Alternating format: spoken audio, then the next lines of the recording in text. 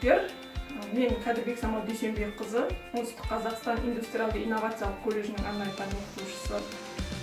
Biz кашыктан окуумузга байланыштуу мен сендерге үй жагдайында тәтті арасында пирог жасаудың әдісін көрсетемін. Ол үшін бізге қажетті шикізаттар 200 грамм ұн, мейіз, текті мейіз, жұмыртқа, 5 дана жұмыртқа, 150 грамм қант, майдаланған крек жаңғақтары және де разрядный көлік қажет. Бізге миксер қажет болады. Тараз не алдын ала барлық шикізаттар тартып алдым. Силиконды қалақша қажет болады. Және ас қасық, шай қасықтар қажет болады. Біз жұмысымызды бастамас бұрын ең әуелі тазалықты сақтап, қолымызды жуып аламыз.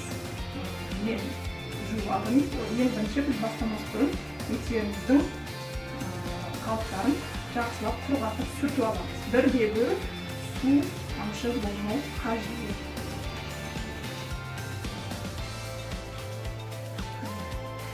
Және миксеріне доқа sıkпаймыз. Бірінші шелені кигізіп аламыз. Содан кейін барып доқа sıkамыз.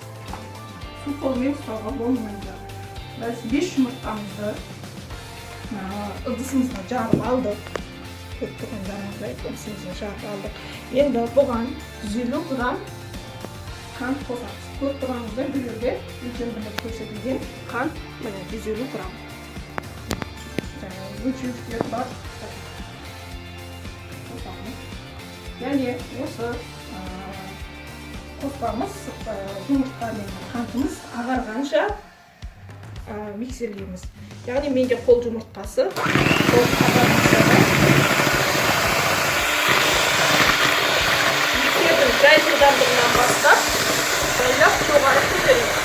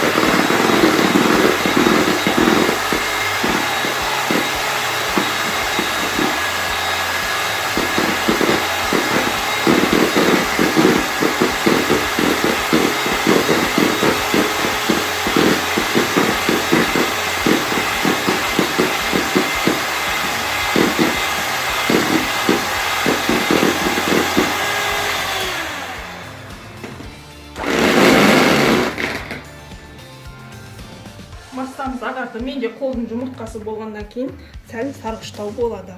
Енді біз массамызға кепкен мейізді қосамыз. Кепкен мейізді. қалауларыңызша көп қоссаңыздар да болады, аз қоссаңыздар да болады. Маған осы жеткілікті. Және жақсылап араластырамыз.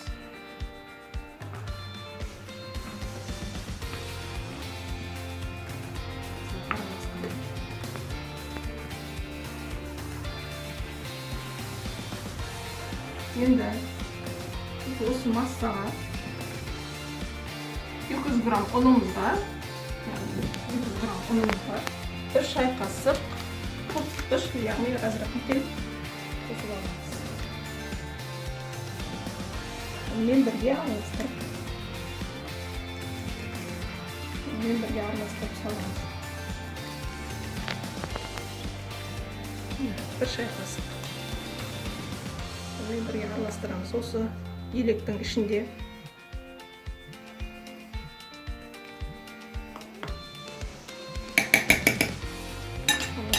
және осыны бірден барлық ұнды мөлшерін салмай, аз-аздан салып араластырамыз. 4-5-ке салып араластырып болады. Массамызды миксерде шайқамаңыз. Силиконды күрекшемен төменнен жоғары қарай араластырамыз. Себебі біздің жұмыртқамыз, көпірген жұмыртқамыз кетуі мүмкін.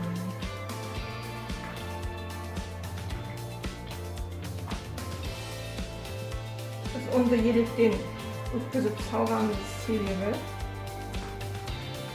механикалық қоспаларға тазартып алады ұнды және біздің пісіретін дәмдемемізге електілік береді. Яғни жақсы көтерілу үшін ұнды електілік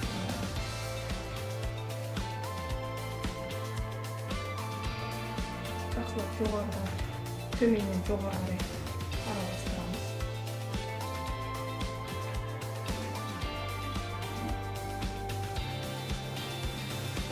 Бірде бір ұн түйіршіктер қалып кеткен керек.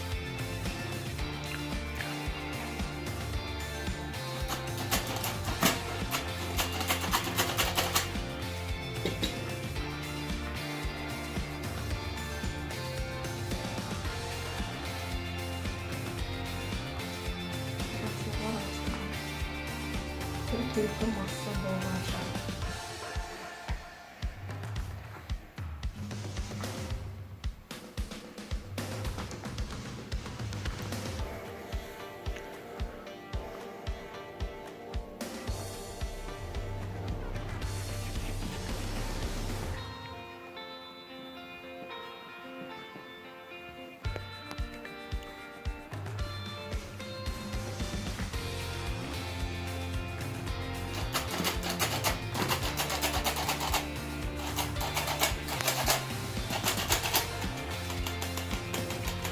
Onun yüzünden soğuk kalamız biz.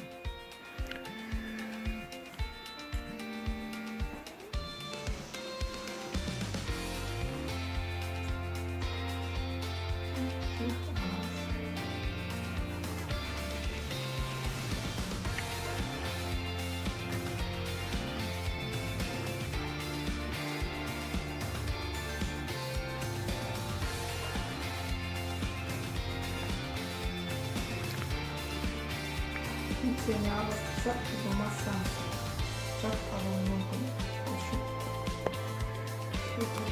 Мінекей бір келкі массамыз дайын болды. Енді бұл массаны мен 26 сантиметр формаға құямын. Формаға құймастан алдымен пергамент қағазын алып, формамызды көшіп аламыз.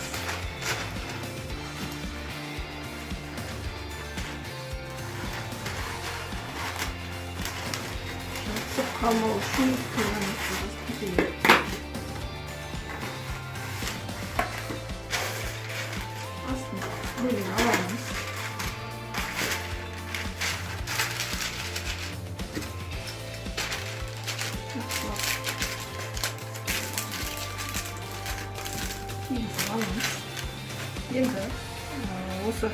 формамызға біз массамызды құямыз.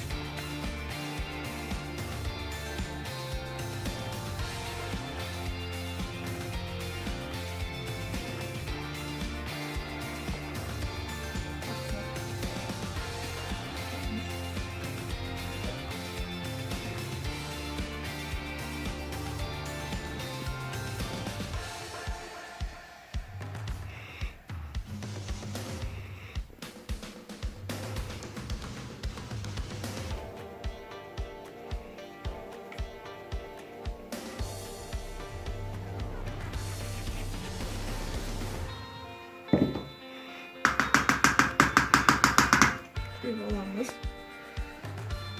Yani tepsimiz.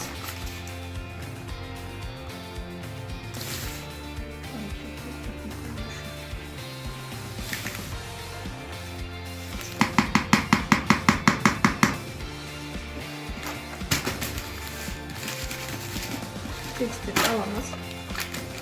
Енді осы массамыздың бетіне біз майдаланған күрек жаңғағын себеміз.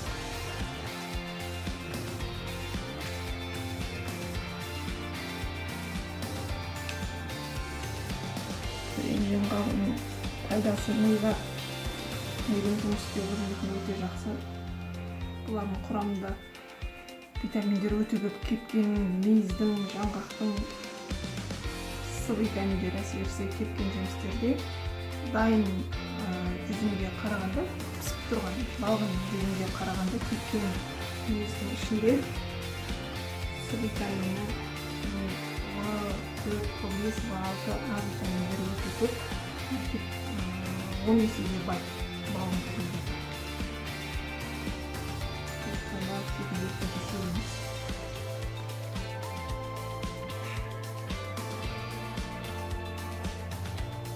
Енді осы массамызды біз 180 градуста 30-40 минутта пісіріп аламыз. Біз піскеннен пісіріп аламыз. Осыны өнімімізді пештен алды, 80 градуста 30 минутта пісті. Енді қалыптан босатып өтіп аламыз.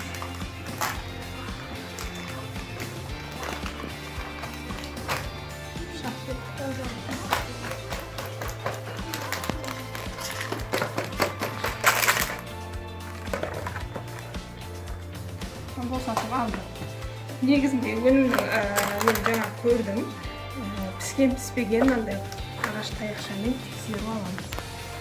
Ағаш таяқша құрғақ болып шықса, істеңіз мен менде құрғақ болып шықты. Енді осыны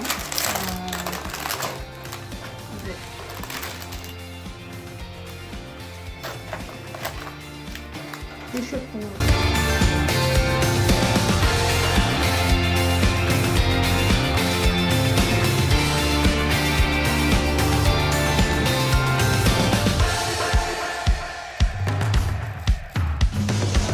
решеткадан алған пирогның суы дайын болды, енді кесіп дәмін көреміз.